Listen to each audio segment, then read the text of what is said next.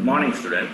So today we will be dealing with the construction of the three-phase induction motor. So far we have seen what is the comparison with how induction motor is related to a transformer, what are the similarities, dissimilarities, and also we have seen the double field revolving theory as well as the case of a rotating magnetic field where we derived by using the equation MMF is equal to N into I. Okay, now we will see the construction of a three-phase induction motor. A three-phase induction motor has two main parts. Just like any machine, it has a stator and a rotor. So you know that stator will be the stationary part and the rotor will be the rotating part. So how it gets rotating, what is the principle involved? All these we see now. Okay, the rotor is separated from the stator by a small air gap which ranges from 0.4 mm to 4 mm depending on the power of the motor. So there will be a stator and the rotor and there should be an air gap between them. Okay, and it can range from 0.4 mm to 4 mm. Fine. Okay, so now we will see the stator in detail. So the stator, the main parts are, there will be a stator frame, there will be a stator core, stator winding will be there, there will be a bearings and there will be the end cover. So the stator is made up of cylindrical steel laminations. And the inner, so you know the laminations, it can reduce the eddy currents, hysteresis and eddy current losses. And inner surface of the stator is slotted to carry three-phase stator winding. So it will be a cylindrical steel lamination, first point. And the inner surface of the stator, it is slotted to carry three-phase stator windings. And the lamination, so we know that the stator winding will be connected to the stator. The three-phase winding will be connected to the stator, and from there the EMF will be induced in the rotor. You know that phenomenon. So it will be a cylindrical steel structure, and it will be having laminations, and the stator, there are slots. It is to accommodate the three-phase stator windings. Okay. Now we can see that a stator core is fixed inside the stator frame. The insulated conductors, that is the stator winding, are placed in the stator slots and are suitably connected to form a balanced three-phase star or delta connected circuit. So the primary side, to be precise, the insulated conductors, they will be stator slots and are suitably connected. So the three-phase winding which is connected, it will be either star connection or it will be the delta connection. You understand it when you do the problems, okay? And the stator windings are wound for a definite number of poles as per the requirement. So this is all about the stator windings.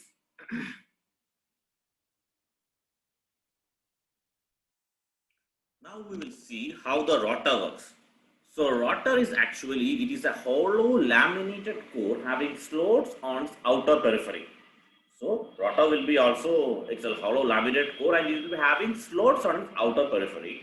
And based on the type of rotor winding, three-phase induction motors are classified into squirrel gauge induction motor as well as slippering induction motor. So stator we have seen. Now coming to the rotor side, there are two types, squirrel gauge and slippering induction motor, and slippering will be the wound rotor. It is also called wound rotor induction motor. We will see why such names are given. First we will see squirrel gauge induction motor. So squirrel gauge induction motor is called the cage rotor. It consists of a laminated cylindrical core having parallel slots on outer periphery. So you know, stator, it has slots and that will accommodate the three-phase winding. Now coming to the rotor side also, it has laminated cylindrical cores paired with having parallel slots on its outer periphery, and one copper or aluminum bar is placed in each slot. Okay, and all these bars are short circuited at each end by metal rings called end rings. So that's why these metal rings are actually used for short circuiting, and so it has a shape similar to that of a squirrel gauge. So just like I told, the copper bars will be distributed throughout the rotor. So rotor, it will be having laminated core with slots, and copper bars will be kept in each slots, and the copper bars are short circuited using the end rings, and that end rings are made up of high conductivity copper. So we have the figure here. This is the copper or aluminum bars are there. Then the rotor core is there, which is silicon steel laminated, and we have the end rings. End rings, they actually short circuit.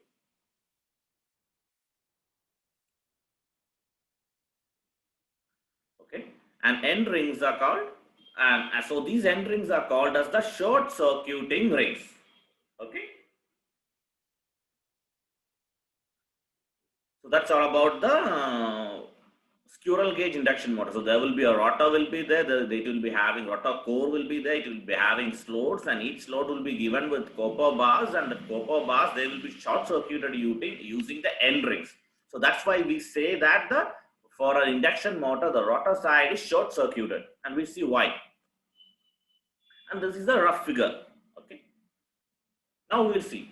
As all the copper bars are connected in parallel, net resistance of the rotor, that is R2. That is R2 means we are talking about the secondary side or the rotor side. So the net resistance, it will decrease. So, and also the rotor need not be wound for definite number of poles. Only we are just short circuiting them. You see, that's the difference when it comes to a transformer induction motor. The induction motor, it need not be wound for this much number of turns. We are actually short circuiting the secondary side by using end rings. So it will just behave like a transformer which has a primary and a secondary, where the secondary is short circuited. Okay, this is actually the round type representation, schematic representation. Okay.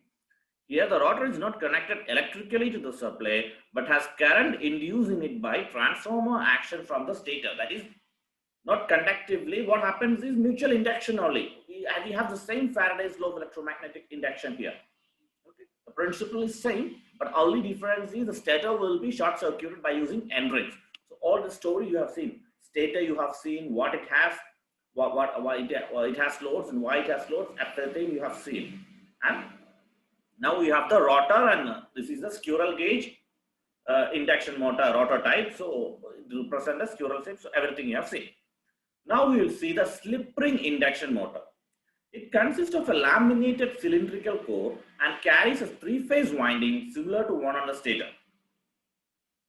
See, the rotor winding is uniformly distributed in the slots and is usually star connected. So the rotor winding that is 120 degrees. That's I have seen in the initial section when we were deriving the rotating magnetic field. So they're connected at 120 degree to each other, and the rotor circuit is short circuited using 3 slip rings mounted on the shaft. Okay, so the rotor will be short circuited. The torque developed on the motor is directly proportional to the rotor resistance.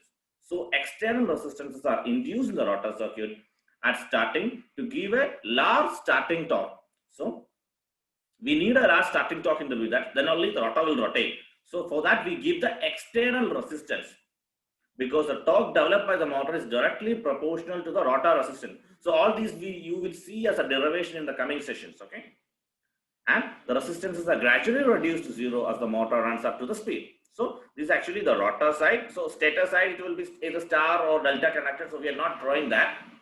And this is the resistances. This is the starting resistance, and we have the slip rings. Okay, and they are actually used for short circuiting. And initially we need high resistance because the torque developed is directly proportional to the resistance. And while gradually when it gains speed, we reduce the resistances. Okay. A slippering induction motor is referred to as asynchronous motor, as the speed at which it rotates is not equal to synchronous. We have a synchronous speed ns, which we derive, which we say like 120 f by p, where f is the frequency and p is the number of poles. So the speed at which the induction motor rotates is not a synchronous speed, because we have another session coming, synchronous machines. Here the induction motor is actually asynchronous machine. So you will see in detail what it is all about. So now we will see the principle of operation. So just as I told you, the same as the transformer principle, the induction motor operates on the principle of Faraday's law of electromagnetic induction. Okay, when a three-phase stator winding, just same principle. When a three-phase stator winding, there it was the transformer with the primary. So when a three-phase stator winding is energized from a three-phase supply, a rotating magnetic field is set up which rotates the stator at synchronous speed. So the stator will be rotating at a synchronous speed, And the rotating field which passes through the air gap, I told you there is an air gap between the stator and the rotor. So the air gap and cuts the stationary rotor conductors. Okay, so the stator field will be rotating at synchronous speed and it will cut the stationary rotor conductors. And due to the relative motion between the rotor and the rotating magnetic field, the rotating magnetic field of the stator and the rotor, an EMF is induced in the rotor conductors. Since so it is actually not the rotor, but the rotating magnetic field of the rotor and the rotating magnetic field of the stator and the rotor, and that relative motion would result in the EMF. Since the rotor circuit is short circuited, current starts flowing in the rotor conductors. Okay, just like Faraday's law, current carrying conductor kept in a magnetic field, so it was moving, and the EMF is induced. That's it. So, and that EMF induced actually, and there is along with the Faraday's law of electromagnetic induction, we have the Lenz's law. So, the induced EMF developed torque that enables the rotor to rotate, and the rotor current flows in such a direction so as to oppose the course of its production. That is what we call the Lenz's law. And the course responsible for rotor current is the relative speed between the rotating magnetic field at synchronous speed and the stationary rotor. Okay. Yes. And to reduce this relative speed, rotor accelerates in the direction of the rotating magnetic field, but the rotor runs at a speed less than the synchronous speed. Okay. So we have this relative speed, and to reduce this relative speed, the rotor, it tried to accelerate in the direction of the magnetic field, but rotor cannot attain that speed. It will always be less than the synchronous speed. We denote by ns, and if the rotor attains synchronous speed ns, relative speed between RMF and rotor will become zero. In this case, there will not be any flux linkage and induced EMF. No torque will be developed, and the machine comes to a standstill. That is, if the rotor attains synchronous speed, means there will not be any torque developed. And because there will not be any flux linkage, because the relative speed is zero. So speed of the rotor will give a NR or capital N, and the synchronous speed will be, as I told you, NS is equal to 120 F by P. So in that case, we can define a new term called slip. Slip is synchronous speed minus speed of the rotor by synchronous speed into 100. That is, S is equal to Ns minus N by Ns. That is, slip is actually the difference between synchronous speed of the rotating stator field and actual rotor speed N.